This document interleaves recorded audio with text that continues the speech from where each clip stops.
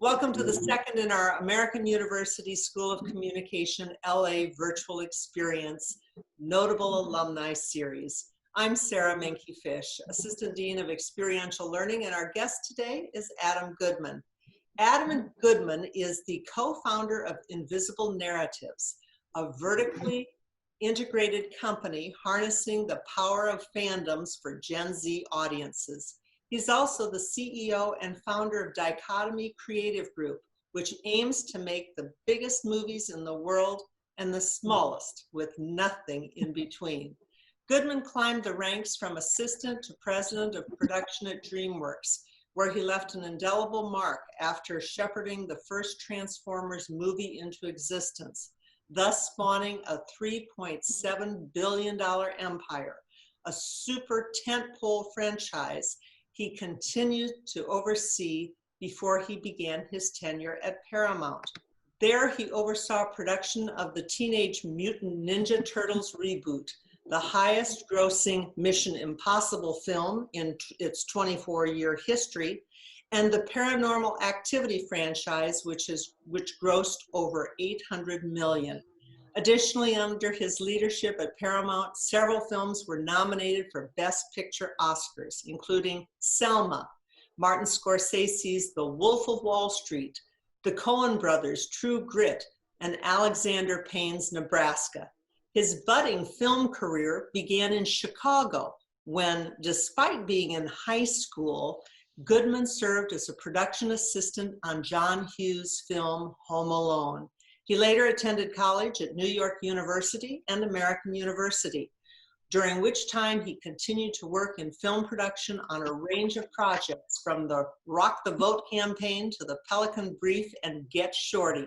Most recently, Dichotomy began post-production of Tom and Jerry at Warner Brothers and is in pre-production of Cocaine Hippos at Netflix. Welcome, Adam. Wow. Let's get started. Tell us a little bit, and yes, a big round of applause for Adam virtually anyway. Let's start out by having you tell us a little bit about your journey. It all started with great teachers and having really bright friends around me who were book smart and school smart, and that was something that I really struggled with. 5th or 6th grade, we had a career day, and mine was, the choices were either a gas station or at the local public access community television station. I went to the television station and I was kind of hooked and never left after that. So I've been very blessed to get paid to talk about ideas for a living. That's an unusual thing that we're all who aspire to be in this business or are in this business, is something that we're very lucky to have, which is, it's a real job and there's real ups and there's real downs, but you never can kind of step away from the fact that it is a blessing to be able to work in the world of imagination. Theatrical filmed entertainment is really under siege. It has been for years. I've been mentioning this in every AU conversation we've had. I've been forewarning that the movie business as we know it has kind of short days in front of it, and unfortunately with this pandemic, it's only accelerating. It's only accelerating that. Now, to be clear, I'm not talking about content and I'm not talking about filmed entertainment. I'm just simply talking about the movie theater business and the experience of going out and seeing movies in theaters. That is something that is going to probably never be the same after this whole experience. So our company, Invisible Narratives, is really meant to pivot to give us, some hedge against what's happening in the theatrical space, because it's quite daunting. How are people pivoting to make it or thinking about what's going to be happening next? What are you hearing? It entails everything from putting plexiglass barriers in between actors during setups so that when they're rehearsing, there's no exchange of, whatever that, could take place.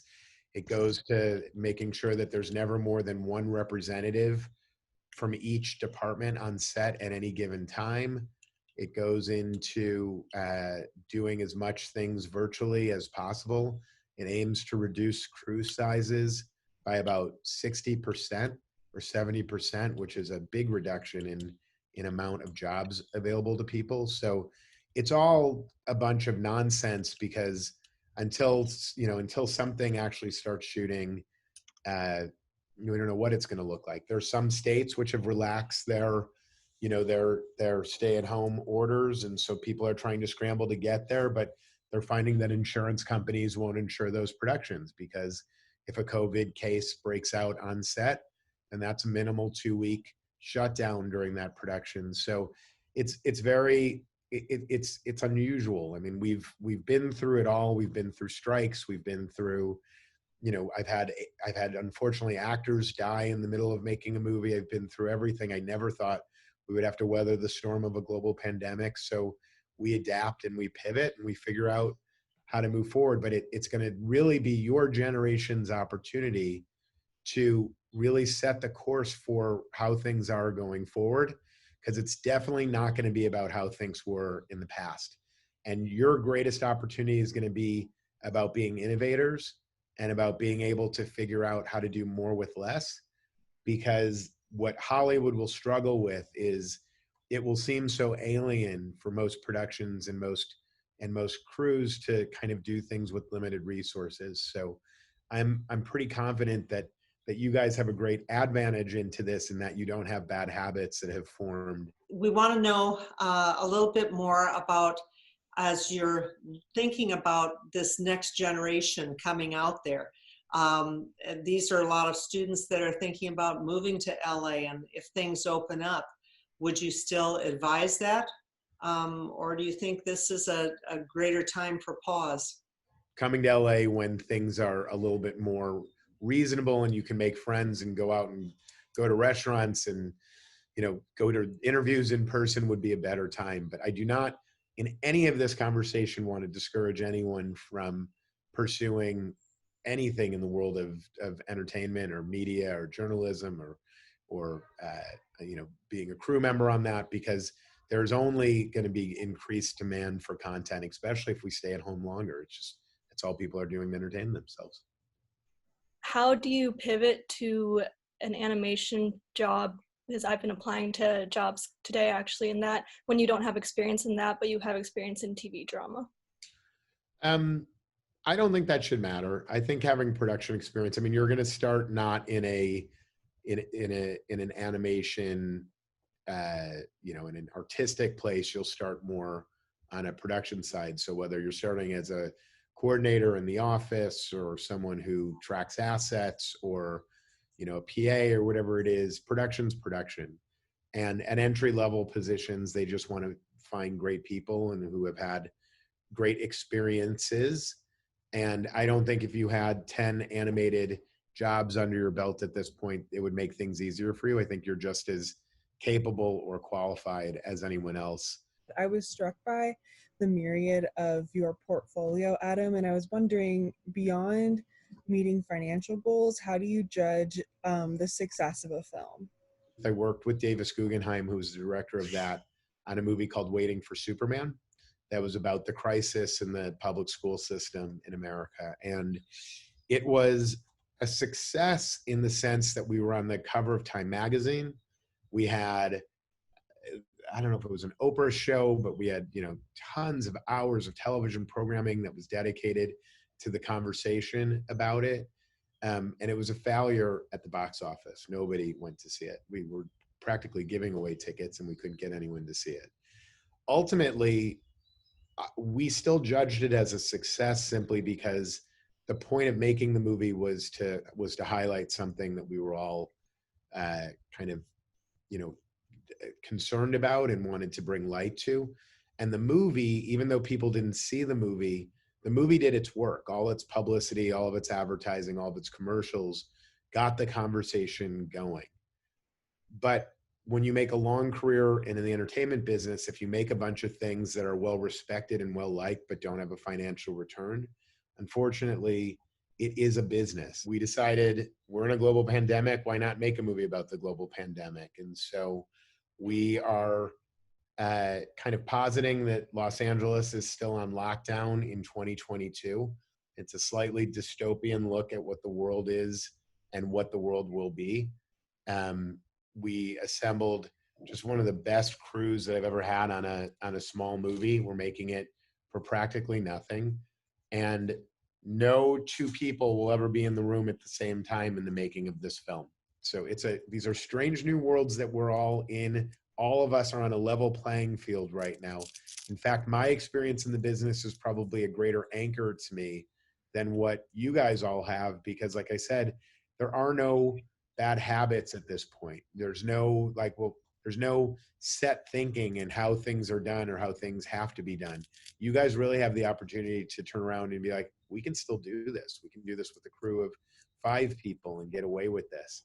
And it's those filmmakers that come out that create their own, new abilities to make things inexpensively and nimbly, I think are going to find more acquisition opportunities, because you can't understand how hungry buyers are right now for content around the globe. It's not just in the US. Like, how do you see this need of networking to position ourselves? Who are the door key holders, and how do you, like, not maybe break, but make your way, or how do you imagine it? I always have told friends of mine, and I think the best approach when you're going after something you want is to just assume from the beginning you're not going to get it. And if you assume you're not going to get it, then that means anything that you do can only positively influence your opportunity to actually achieve it. So be wild, be as noisy as you possibly can be. Don't be assaultive in any sort of way, but don't be polite. If there's something, if you have a lead on something, send 100 different emails and articles or LinkedIn posts, but surround them with just energy and passion, and nothing that you can do is going to screw it up, because you probably weren't going to get that job anyways, because there's more qualified people that are appealing for it. But everybody that you will ever encounter in show business was in your position, maybe not graduating at the time of this type of uncertainty, but they all were trying to figure out a way how to get in. And we all recognize really ambitious and really tenacious people. And if there's a way that you can find, be a showman or woman, and if there's a way that you can find opportunities to get yourself noticed in a way that is, that is gentlemanly, it's not, you're not being disrespectful, but is being really, kind of, I got nothing to lose here. And I think there's a greater amount of sensitivity and a greater amount of desire for all of us to help you guys than probably ever before. Because I think, we need to make sure that we're staffing all of our productions with people that are bright-eyed and are entrepreneurial, and, you guys deserve that as much as anyone does. So for someone who has multiple interests and also wants to be on sort of an administrative side, but also participate creatively in the filmmaking process, what advice would you personally give to someone who has to, structure a multifaceted career? I think number one is, you don't, and speaking for myself, I'm 48 years old and I still don't know what I really want out of life or how I'm going to get there. So I wouldn't be too concerned about, well, if I take this one position, then that's a road that it's going to take me down and I'll never be able to pivot again. That's not the case. The business, your career is long and the industry is ever evolving, and your passion will sort of lead you and open different doors for you at any given moment in time. My feeling is, apply for everything. And when you get the job, then decide if it's the right position for you. But go into every job with the interviewee or interviewer rather, under the belief that all you've ever wanted to do in life was live action production. Hollywood has a right way of landing people in the right place. And if you're not in the right place, then they also have a really good way of kicking you out, making sure you don't get back in. Thank you. That's been great. Thank you so much, Adam. You always give us so much to think about, and we appreciate you coming on virtually with us on the LA virtual experience. I'm I'm so sorry that this isn't in person, but I also really, I really think that you guys should, I encourage you to stay in touch with me. I finally figured out LinkedIn, and I'm slow on it, but I do respond to it. And any way I can be of help, I'm happy to be.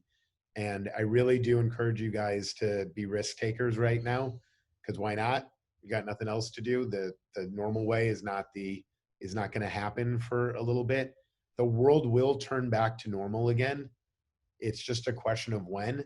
You guys are storytellers. Never before has there been a generation that needs to document this. And in any way that you can document this right now, you should, because I think there will be no shortage of need for historical, archival footage during this and interviewing people. And so that's just one thing you can do. It may have no meaning right now, but later, years from now, this content may be something that is extremely valuable as a real time capsule for a very weird time that we're in.